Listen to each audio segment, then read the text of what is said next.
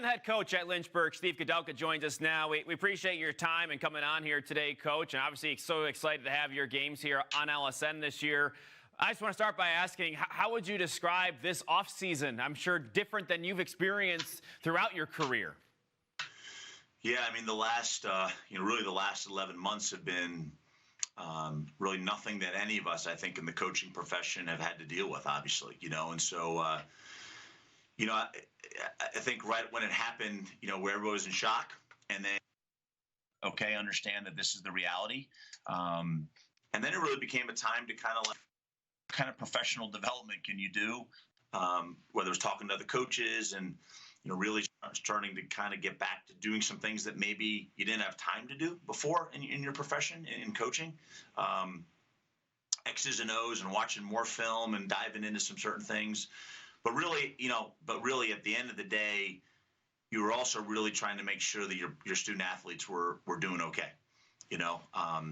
For as much as you were doing some of the other stuff, really, in my mind, that was like the first. Every single day, I wanted to check that box to make sure I was checking into the guys and just putting them in the best position they were in to move forward through all this, whether it was last semester, through the summer. And then now that we've been back at school and we've been fortunate here at the University of Lynchburg to get our students back in the classroom for the most part. There's still some online versions of everything, but being hybrid and just getting our student athletes, back here on campus. It's different than it's ever been.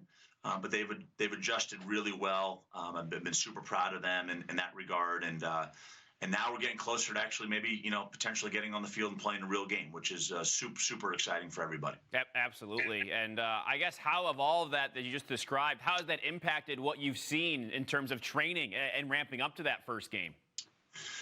Yeah, I mean, we've been it's been different like everything else. Every day is a new day, and you're trying to coach and teach, and we were fortunate to get some practices in the fall. They were definitely in smaller groups and smaller units, and we only had a couple of days where we were kind of fully engaged as a team. But since we've been back in the middle of January, we've been able to do a lot more with our guys, and so it's kind of nice. You're also kind of understanding that more than ever, this is going to be a marathon.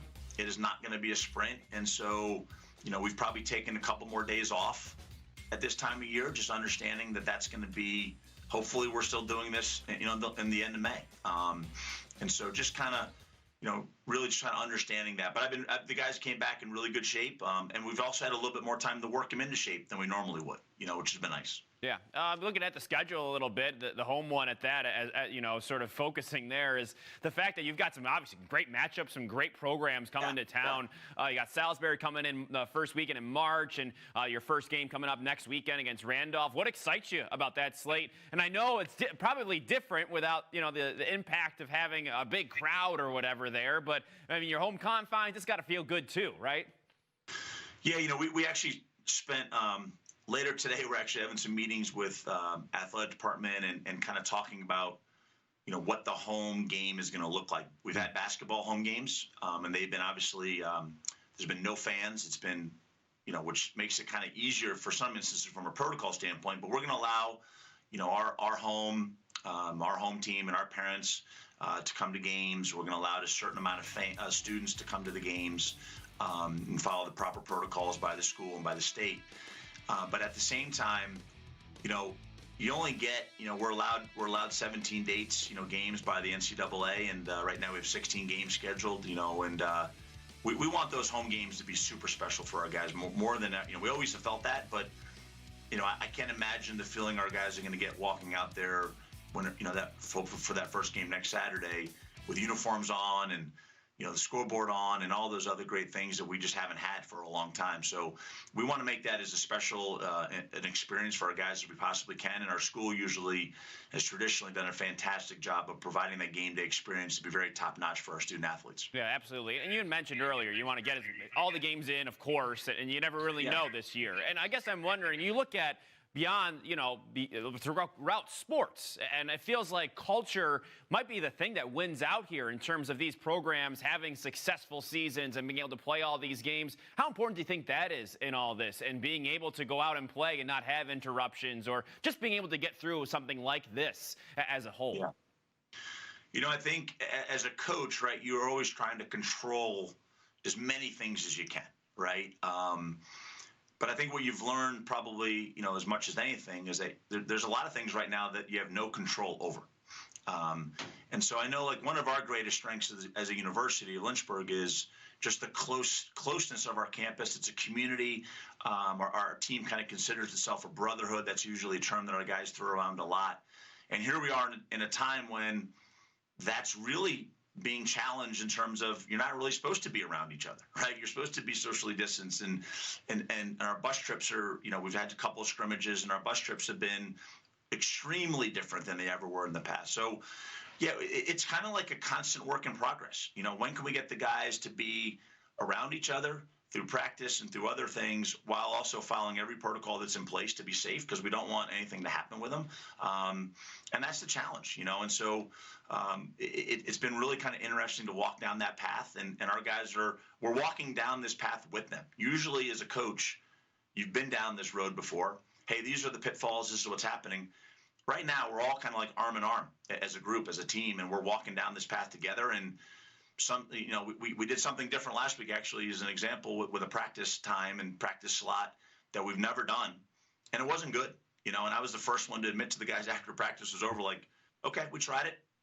This wasn't for us. It's not meant for us. And so we'll come back to the drawing board and hopefully find a better way to do all this. And it's been really interesting trying to walk down this path with these guys. Yeah, and for sure. And you sort of try to look at the future and recruiting and whatnot. I'm sure that also plays a factor here too, right? In terms of the guys you're bringing in and how it impacts things there, right?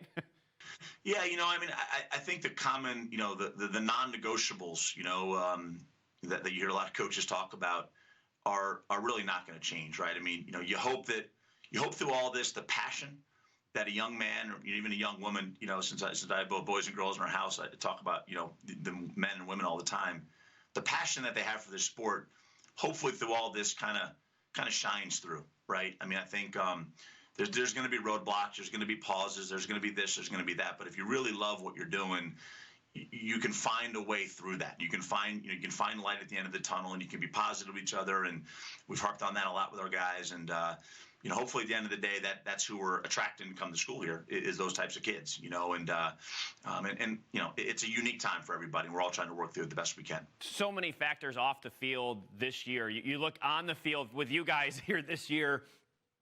You're such a successful program year after year. What do you want fans to see on LSN? Like, what do you want this audience to know about you? What do you want to show them coming up here starting next weekend? We like I said, we've had two scrimmages. We went up to UVA and scrimmage Virginia, which was great. And then this past weekend, we were fortunate to go down to High Point and scrimmage against those guys, and so two outstanding programs, right, in the Division I world. And, I think that our main goal for our guys going to both of those events to scrimmage was basically like, just compete, right? I mean, you're going to stand next to someone else on the field, compete as hard as you can against that person, and if you can, compete harder than that person. If we're all doing that on a very successful level, that's going to give us the best chance to win games throughout the year. And, it's not necessarily the opponent we're playing. Like you mentioned earlier, we have some great opponents. We've tried to put together the best schedule we can according to the circumstances, but we got to compete. You got to show up on those game days and compete as hard as you can, and hopefully play the best version of lacrosse that you can play as an individual. If you do that within the team confines of what we're trying to do, we think that's going to give us the best ability to be as successful as we possibly can. I mean, Coach, you got Asher Nolting at High Point, one of the best scorers in the country, and then you have Virginia. I mean, how'd you guys do? We did really well. I'm very thankful to Coach Tiffany and Coach Torpy for reaching out and give us that opportunity. Number one, I think our sport is unique in the fact that we are, we all know each other, and I think we allowed Virginia to get better that day and High Point to get better. and I know they both gave us the opportunity to get better. We competed at a really high level. I was really happy at how we competed. There was times where execution could always have been better, but that's probably part of being a coach, and you always think that way. But no, we competed, and we played them really tough, I thought. And like I said, I think they got better from going against us, both those teams. And and I think we did the same for our program as well. Yeah, absolutely. You sort of get a measuring stick, I'd imagine, too, be No able doubt. to see where you stack up and maybe what it also, I mean, obviously you've taught your guys over the years what it takes, but then you say, oh, this team in Virginia, I mean, they're the defending national champions still. That's still something to look at, right? Yeah, I joked with Coach Tiffany before the game, and I was like, told our guys they're still the defending national champs, Right. And we both kind of laughed at that, but no, and I think, that's the nature of this sport, right? I mean, these guys all go home in the summer. They play summer league together. They know each other. They're friends with each other. I see a lot of guys saying hello to each other after the game, which is fantastic.